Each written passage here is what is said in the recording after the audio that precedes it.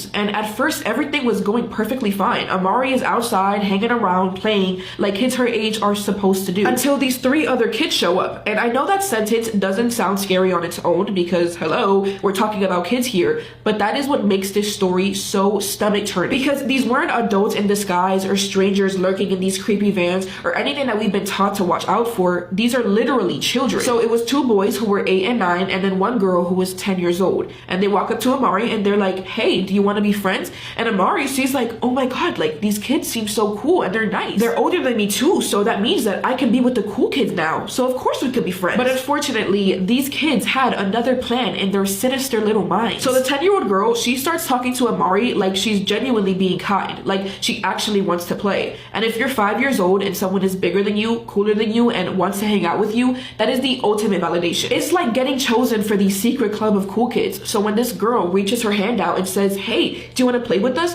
Amari does not hesitate. She happily grabs her hand and walks with them to this really secluded area deep in the woods that was about a quarter mile away from the house. And once they're there, Amari, who's probably still clueless and wanting to play, doesn't even realize that these 3 devils just completed phase 1 of their trap. Get her away from the adults. Because now they can do what they really came there to do, and no one will hear her cry for help or scream. Now listen, I'm gonna tell you what they did to her, but I'm gonna have to tell you a version that my heart can find a way to say out loud, because the real details they're not just horrifying, like they're the kind of thing that makes you want to leave the planet and then burn it. These monsters start attacking Amari over and over again until she falls unconscious. And please take note that it takes a lot of pain for you to be able to fall unconscious. They then urinate all over her and they start pulling out chunks of her hair, throwing her everywhere, beating on her. And then they take off her clothes. They wrap it around her neck and they use it to her. And to really be as evil as humanly possible,